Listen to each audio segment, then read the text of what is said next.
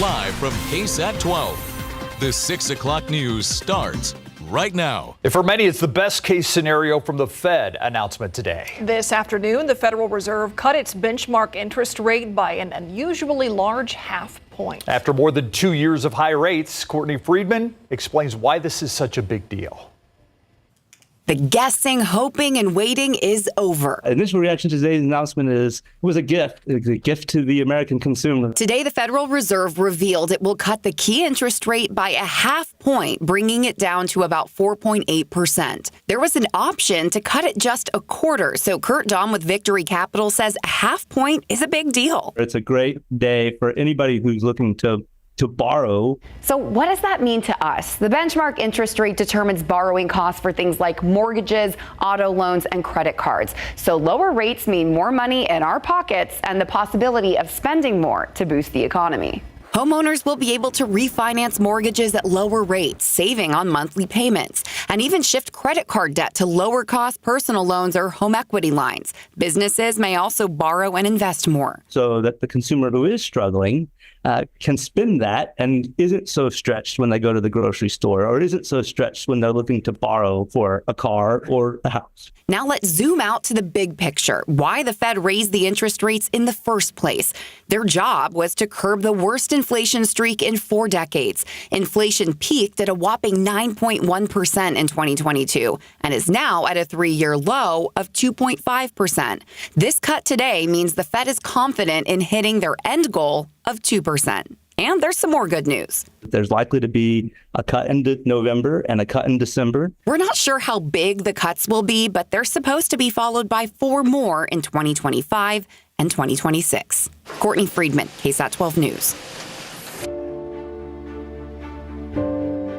A Uvalde police sergeant, one of the many that responded to Robb Elementary, no longer with the department. The Uvalde Leader News says Donald Page resigned last Thursday.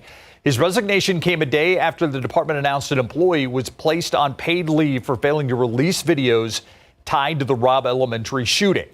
A Uvalde police spokesperson told KSAT he could not confirm Page's departure or if it's connected. 19 students, 2 teachers killed on May 24, 2022 at Robb. Officer Page among the hundreds of officers who responded to the shooting. A city report released this year cleared Page of wrongdoing. Records show he had been with the department since 2006. It was a plan to help push down the next CPS energy rate hike, but it's just 5 months after they agreed to it, and now the San Antonio City Council is already considering throwing that out. City Hall reporter Garrett Berger joins us now to explain. Hey, Garrett. Well, as the utilities owner, the city of San Antonio gets a share of what the utility brings in each year. But when more comes in than expected, the city council typically has ideas on how to spend it. One councilman compared that process to the game of Hungry Hippos. Not a great look when, at about the same time, the utility has raised its rates twice. Now, the city came up with a plan for future windfalls that the council generally agreed to back in April. If CPS makes a bundle selling power to other utilities, the city will only take up to a certain amount. After that, the money could be kicked back to CPS to hopefully make the next rate increase smaller. That would seem to apply this year, with an extra $21 million expected to come in. But the city also faces a deficit, and numerous spending requests have seemingly been set aside. And changes to the property appraisal process could herald a further flattening of property tax revenue. Now some on the council are saying the equation has changed. I think that means that we have to take a step back and reevaluate the policy that we did, yes, recently approve, but conditions have changed. And when we talk about a deficit, I think we need to acknowledge that we are returning money to CPS Energy. So it's somewhat of a manufactured deficit because we're returning money that typically would go to the city's coffers. Mayor Ron Nirenberg and Councilman Mark White were the biggest opponents of the idea of tapping into that money, with the mayor saying the utility bills hit the city's lowest income residents the hardest. The council will vote on the budget tomorrow morning, but this is unlikely to come up. Instead, they're expected to have a policy discussion likely sometime in November. Live outside City Hall, I'm Garrett Berger, KSAT 12 News. All right, Garrett, thank you. Let's get a check of traffic right now. This is I-10 here at West Avenue. You can see slow going in the eastbound lanes. Traffic is creeping right along, but heavy out there. Westbound direction, everything moving along just fine. And look at this, 97, our updated high temperature for the day today. That's 7 degrees above average and just a few degrees shy of the record, 99 set back in 2019. And I want to look at the September high temperatures so far this month. And you actually see that we started off below average back when we actually had some rain. And then more recently, for the past week, we've had above average high temperatures. We'll talk about our high temperature trend, heat indices, and a little bit of tropical activity in just a bit. All right, thank you, Adam. SAPD needs your help in finding a woman last seen Sunday in the 700 block of Southeast Loop 410. Her name is Cindy Gossline. She's 31, was last seen wearing a black dress and white tennis shoes. She is 4'11", hazel eyes, auburn dyed hair, and has medical conditions. Police say she also has several tattoos all over her body, including one of SpongeBob on her right forearm. If you have any information about where she is, call SAPD at 210-207-7660. 2 weeks ago, we told you about a dog attack in San Antonio that left a woman injured and a police car damaged. Yeah, today we learned the 5 dogs involved in that have been deemed dangerous now by the city's animal care services. The owners of those dogs must now make sure that they and their dogs meet certain new standards. That's things like muzzles, safety classes, up security for those dogs. All that will be required. The owner has 30 days to comply with these new rules. Until then, the dogs will stay in the custody of ACS.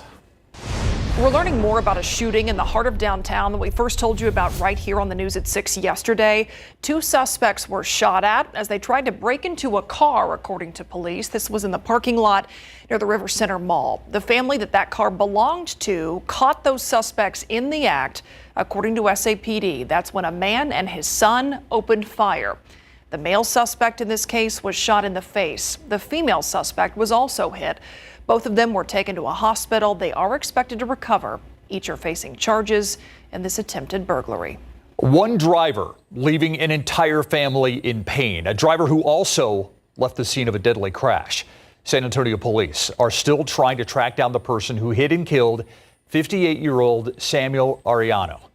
Crime Stoppers released photos of the pickup involved in that August 30th crash on historic old Highway 90 near South San Joaquin. Arellano died 3 days later.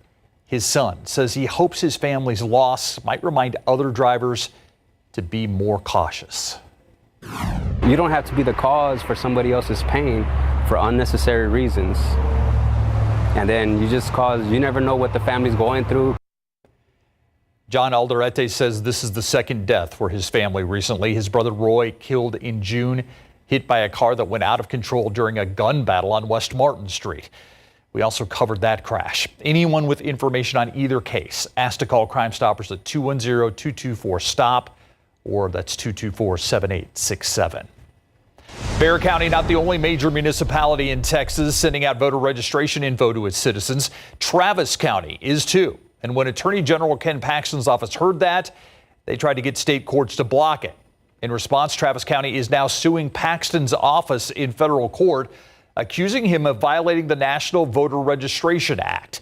Paxton's office hasn't commented on that lawsuit yet. The Texas Secretary of State also named in that lawsuit Jane Nelson. Travis County included Nelson, citing she and her office didn't stop Paxton's attempt to squash the voter registration form mailouts. That massive tower of fire that first erupted on Monday, it's still going near Houston. This happened in Deer Park when a driver went off the road and drove into a gas pipeline. Hundreds of people have had to evacuate their homes. The Dallas-based company Energy Transfer that owns the pipeline says they still don't know when the fire will officially burn itself out. But crews are working to install some equipment on both sides of the broken pipe to help put it out.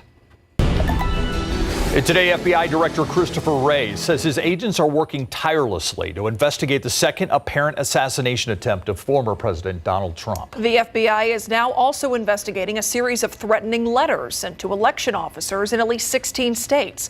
ABC's Perry Russum is in Washington. Today, FBI Director Christopher Wray calls the second apparent assassination attempt on former President Trump an apparent attack on our democracy and democratic process. I want the American people to know that the men and women of the FBI are working tirelessly to get to the bottom of what happened. Trump back on the campaign trail last night. You know, only consequential presidents get shot at. Arkansas Governor Sarah Huckabee Sanders hosting Trump's Michigan town hall and taking an apparent swipe at Vice President Kamala Harris for not having biological children. So my kids keep me humble. Unfortunately, Kamala Harris doesn't have anything keeping her humble. The Trump campaign still blaming Democrats' political rhetoric for the latest apparent assassination attempt, as some have called Trump a threat to democracy. Harris and President Biden say there is no place for political violence. Harris speaking at the Congressional Hispanic Caucus Leadership Conference today. We are confronting two different, very different visions for our nation. One focused on the past, the other, ours, focused on the future. The FBI is now also investigating a series of threatening letters sent to election offices in at least 16 states, the letters containing white powder. Election offices in Wyoming and Kansas were evacuated. Sources tell ABC News the powder was found to be harmless. Perry Russum, ABC News, Washington. A crash that sent 6 kids to the hospital 2 weeks ago, sparking a new wave of safety. What a San Antonio nonprofit doing to make sure kids all over South Texas are safe in cars.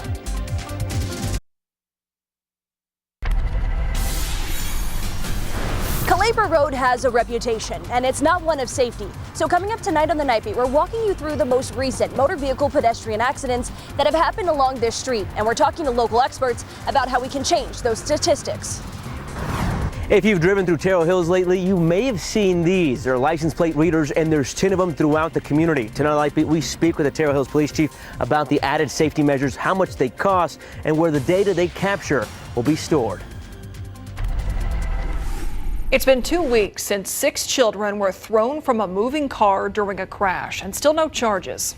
San Antonio police say those children were not wearing seatbelts when the SUV they were in blew out a tire and lost control. Police are not saying anything about the investigation and also would not provide us an update on the condition of those kids. What we do know tonight, though, is this accident has prompted a demand for car seats. As our Petty Santos tells us, a local nonprofit says they've handed out several seats and have a list of more families that are waiting.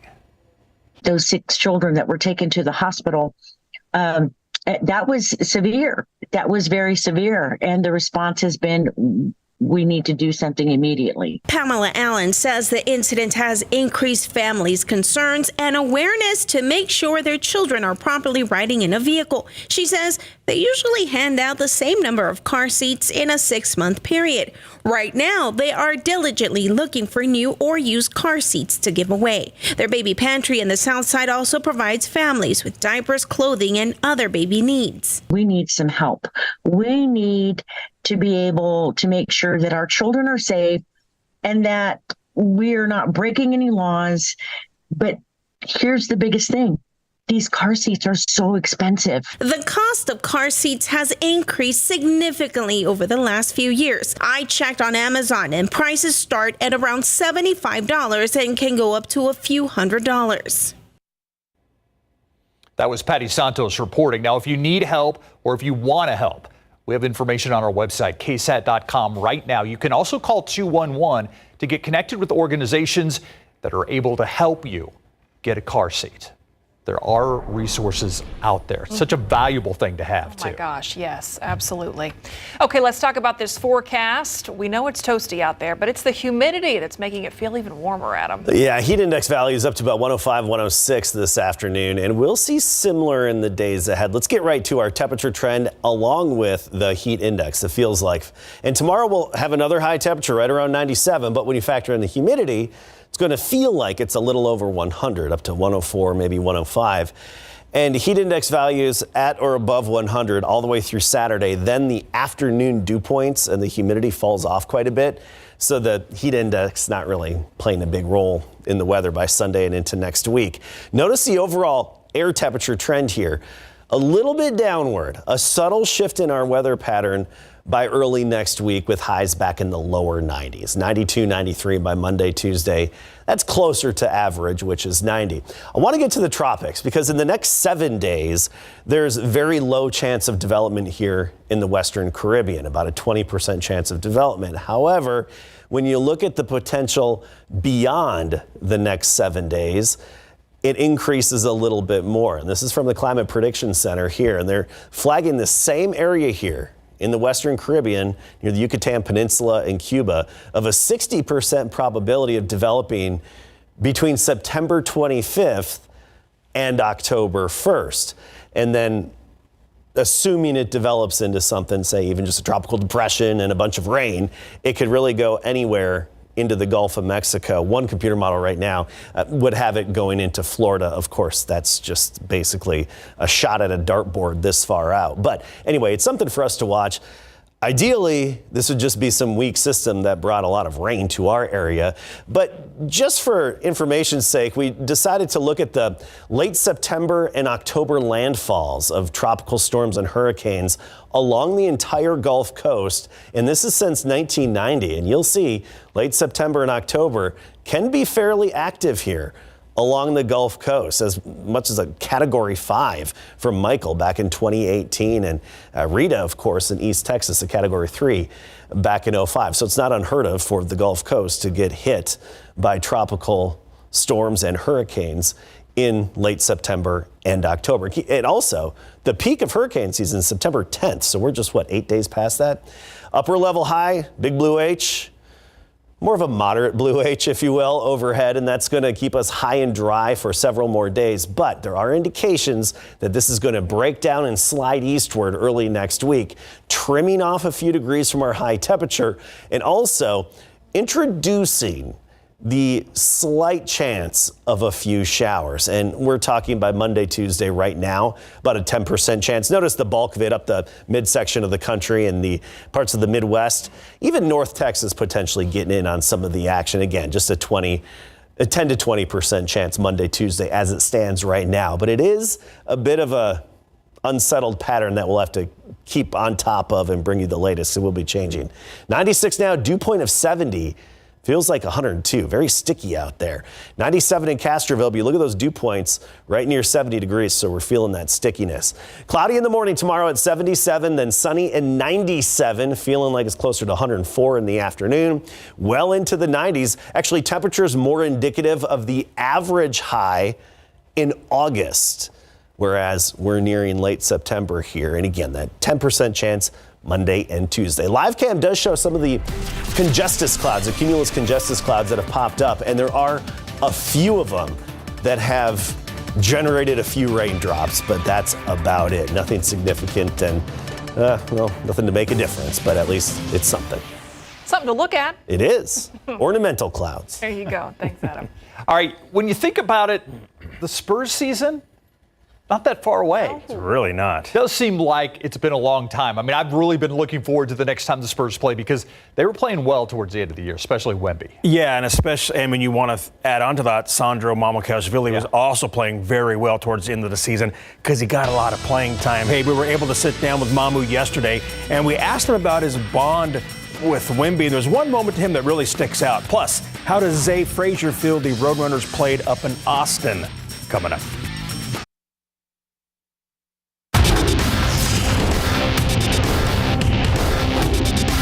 To me, it was not more of like, okay, I'm not playing. It's just when my time comes, I have to be ready because those chances don't come often. If you don't use them, then you might be out of the league. So Mamu is still in the league with the Spurs, and he's formed a great bond with Victor Wembanyama in Big Board Sports. Power forward Sandro Mamukelashvili is living a dream, he says, by playing with the San Antonio Spurs. Back in April, Mamu saw increased playing time due to other players dealing with injuries, and he produced in 7 games, averaging 11.6 points and 9.7 rebounds for the month of April, closing out the regular season. On top of that, he got to play more minutes alongside Wemby, and that's a good thing. We sat down with Mamu and asked him about his bond with Victor Wembanyama. me and Wemby's bond is like it was created off the court. You know, like we like board games, we like stuff, like we are both competitive, top golf, this, that. So, you know, I feel like it's just the European thing. We just kind of, you know, I think the bond was created for me a lot stronger when he came to Georgian restaurant with me in New York, and it was like few of us. It was some front office guys, some people who work in the Spurs, and some strength coaches. So, and it was me, Wemby, as a players, and you know, like diving into my culture and talking about him, about my culture, about my food, and he loved the food. So I was like, okay, like, you know, I'm happy that it happened. I'm happy you don't have stomach issues, because I would be in trouble. But you know, it was great just overall having him there. Mamu also said he's blessed to be back with the Spurs, the team that he grew up watching. ESPN senior NBA insider Adrian Wojnarowski dropped the ultimate Woj bomb today, announcing his retirement from sports journalism. He's leaving to become the general manager of his beloved alma mater, St. Bonaventure University. There he will lead the recruiting and NIL efforts for the men's basketball team. The UTSA Roadrunners will look to get back in the win column when they host Houston Christian from the Southland Conference Saturday afternoon. UTSA started off the season by beating Kennesaw State 28-16 at the Dome. Then they dropped their next two games, both on the road, 49-10 at Texas State and 56-7 at Texas, now the #1 team in college football. The Bobcats' loss really stung the Roadrunners a lot. And although the Horns won by a comfortable margin, UTSA corner Zay Frazier feels the Roadrunners improved up in Austin.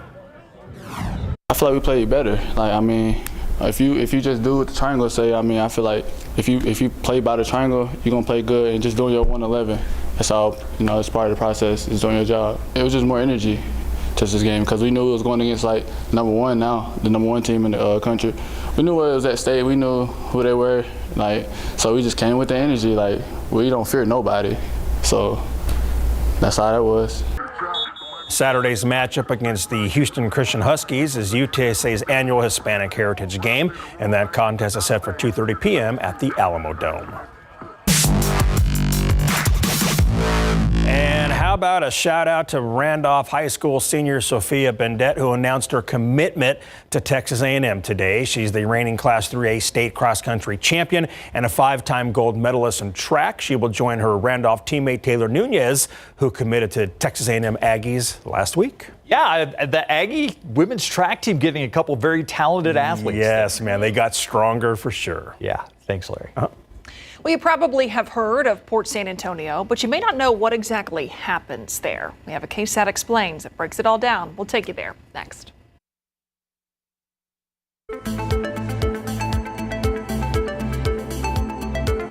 Tomorrow, Season 2, a new edition of our Know My Neighborhood series, and we're going to take you to the South San area.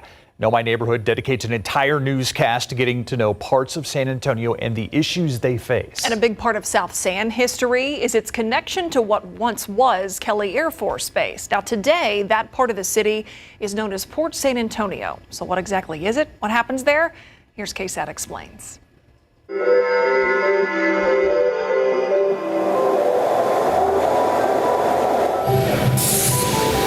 There's a misconception that this is some sort of strange, off-the-grid federal enclave. Port San Antonio on the city's southwest side shares a runway with Lackland Air Force Base. Laced in between modern buildings are old military barracks, airplane hangars, and brick roads, all a reminder of what once was. San Antonio is the nexus of everything that the Air Force became. In March of 1910, the military's first aircraft took its maiden flight at Fort Sam Houston. Benjamin Falloy basically taught himself to fly using instructions he got from the mail. Falloy, a U.S. Army general, began teaching others about these new inventions. There were multiple successful flights, but one went terribly wrong. Pilot George M. Kelly, after whom Kelly Air Force Base was named, crashed and died trying to avoid encampment areas on Fort Sam. They said no more flying here. This is not really, the base isn't set up for that. So General Falloy eventually moved his flights to a plot of land on the southwest side. Kelly was the first Air Force base. It was established in November of 1916. The base evolved into the nation's largest hub for maintenance, repair, and overhaul. By the 1990s, Kelly Air Force Base was the largest employer in San Antonio. At one point, there was about 28,000 and civil servants and contractors and working there. But virtually overnight, those workers found their paychecks coming from Boeing and Knight Aerospace, not the Air Force. In 1995, the Department of Defense announced a base realignment and closure, or BRAC. The DoD stopped operating the base 6 years later. Some really forward-looking people said, let's not close it, let's just change the way that we think of it. The Greater Kelly Development Corporation took charge of the land, renaming it Kelly USA. The new mission was to operate as a landlord while keeping San Antonio's highly trained military workforce. It became an inland port, which still exists in a small way today. There is the ability to do rail logistics. There is a little bit of air cargo that flies in and out of here on a daily basis. In 2007, the name was changed to Port San Antonio to reflect that process. But in 2018, new leadership had a new vision. The mission of Port SA became more about transporting ideas than cargo. We are the center of gravity for cybersecurity, information technology, and aviation, as well as critical infrastructure, not just in San Antonio, but quite possibly in Texas. So Port San Antonio kept its role as a landlord, but its tenants became more tech-focused. Port SA operates as a political subdivision of the state and is publicly owned, but they don't get tax dollars. What we do is we borrow against the assets that we own. We make our money through operations, profit and loss, through services that we sell. Today, 80 different companies and 16,000 employees are located on the campus, both in the public and private sector.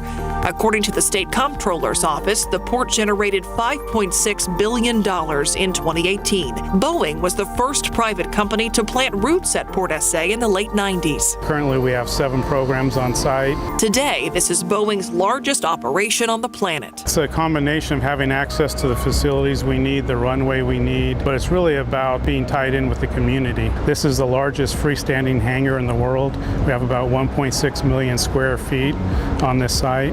We have access to a 12,000-foot runway, so we can fly in any aircraft. Today, as opposed to 100 years ago, those airplanes are really big flying computers.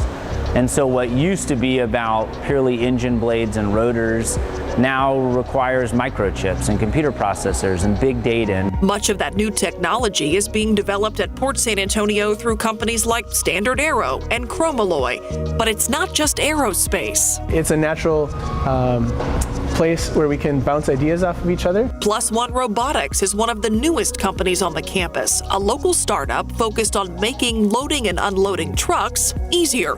They build robots that can do that job, all monitored by humans via the internet. So we are the blend of cybersecurity and logistics, and that's the exact same mix of people that are here. The need for cybersecurity expertise can be found just down the road from Plus One, with over a dozen cybersecurity companies on the campus. There is this nexus of technology and logistics, but also the ability to grow as quickly as we wanted to. That interconnection is a big goal for Port SA, not just for the here and now, but also for a new generation of tech talent. The Tech Port Center houses the San Antonio Museum of Science and Technology.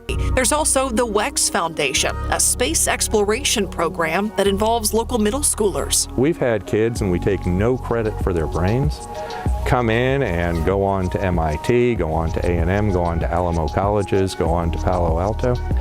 And that's what it's about. One idea that came out of these student-based programs, lunar habitats, pods that are made up of ground-up moon rock, then 3D printed into livable structures on the moon's surface.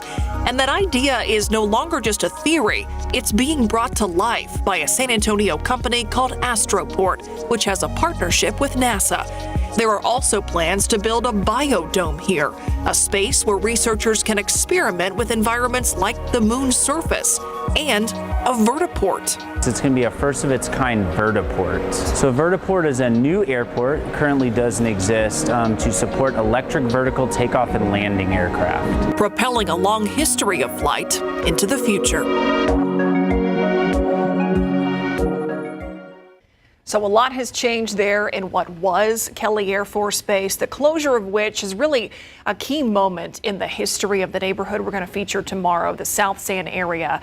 That was very pivotal in how it changed a lot for neighbors. And we're excited to bring that to you tomorrow. Yeah, and as I was out there interviewing some of those neighbors, that was one of the constants that you noticed is the huge aircraft and the engines and all of that was out there. And, you know, Kelly may have closed 24 years ago, but it's still shaping that neighborhood. Oh, 100%. Yeah. Know my neighborhood. It's coming your way this time tomorrow at 6 o'clock right here on KSAT. We'll be right back.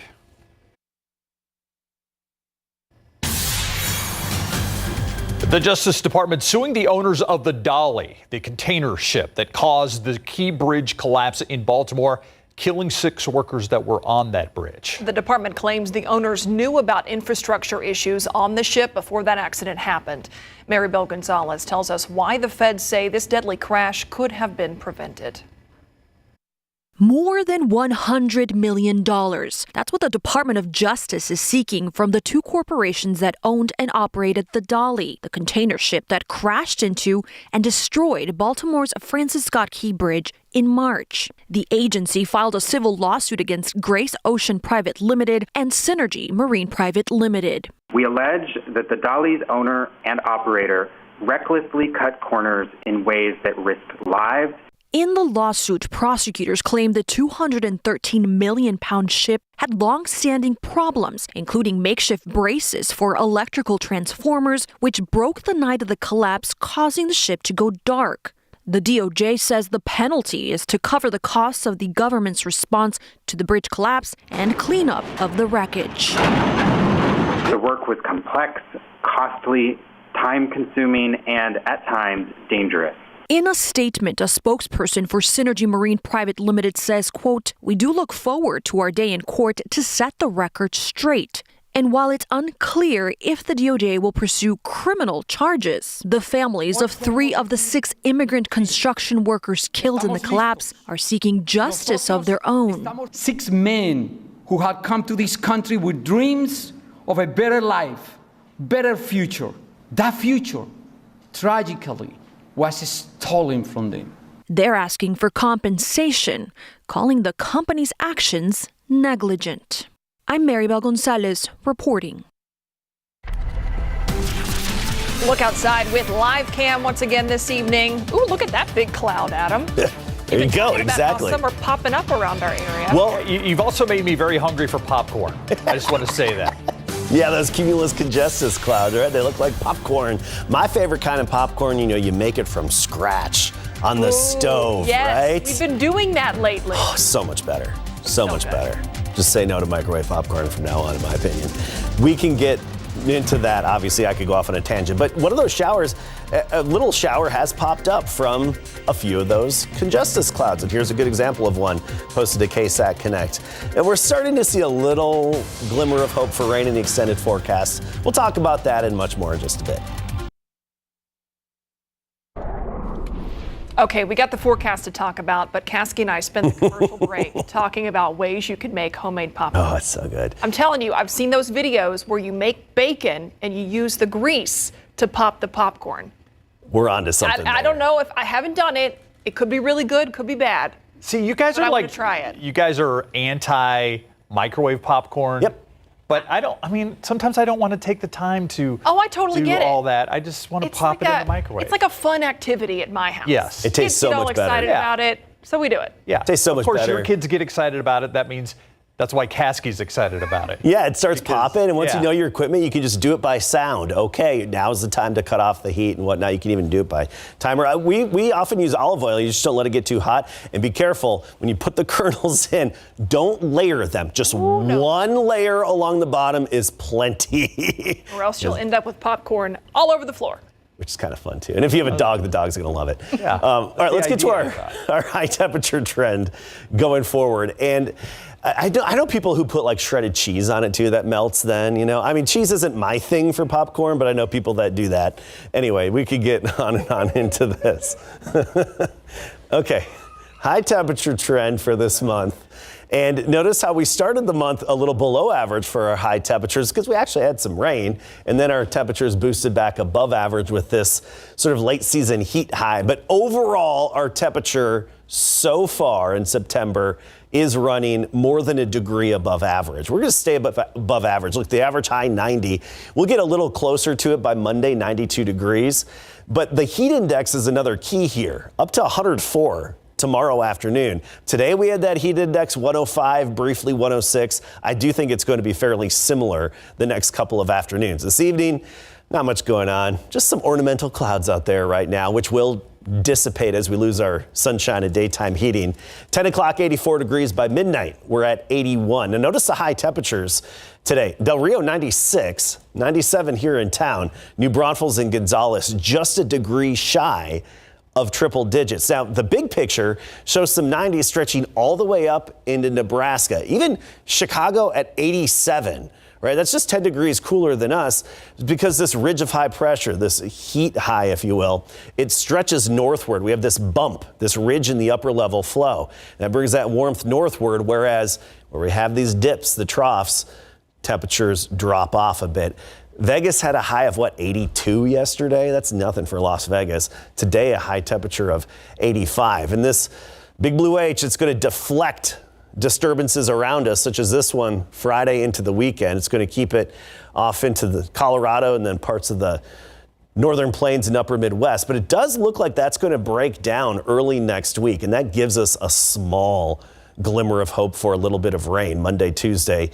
Right now, it's really just at 10%, but you see how this big blue H through the weekend deflecting the active weather up and around us. That's where most of the rain is going to be. Then early next week, we could see some action in and around Texas and potentially south central Texas. Just can't rule out with that kind of a pattern. As for the Saharan dust, it's been a while since we've talked about it. A little bit off in the Atlantic, but nothing headed our way anytime soon in terms of the Saharan dust. 96 right now. You see those temperatures still in the 90s.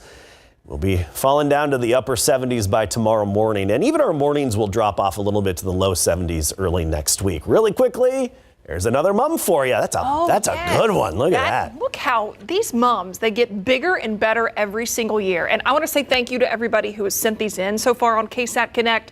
I'm asking for your mum photos because we're working on a KSAT Explains all about this to talk about how this became such a tradition in Texas. It is truly Texas. Yeah. How it became such a thing, how they've evolved. So send us more of them, and we could feature those photos in KSAT Explains. See, I just like how weather's become all about mums and popcorn.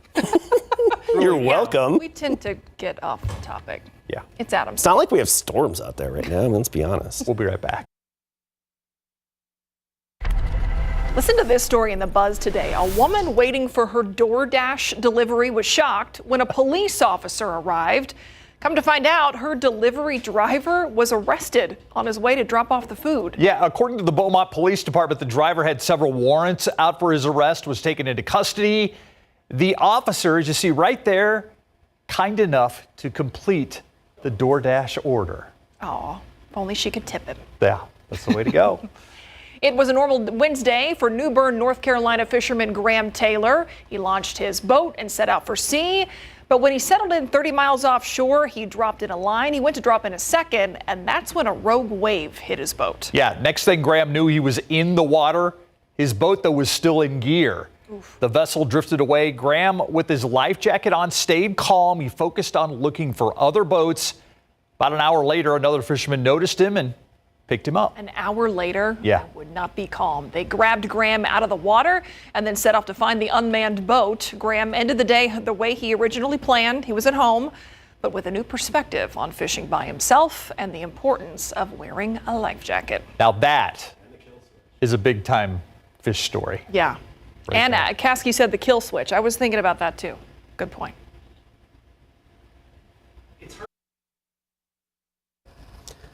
How long does it take to make your typical mum, Myra? I don't know yet. I'm about to go find out. In fact, I'm doing that tomorrow. I'm heading out with a mum maker to do that. And I want to say thanks to everybody who's sending us these. Send me more. Upload them to KSAT Connect. This KSAT Explains is going to be all about the history of these, how they've evolved. And I'm not going to give it away yet, but It has a lot to do with a population boom in Texas. That's how they kind of switched to these artificial mums. Is a mum maker like a mammographer? Or a mum master? Are they a mammography? Proficient in mummentry? Listen, I am bracing myself for the mum puns that are about to come.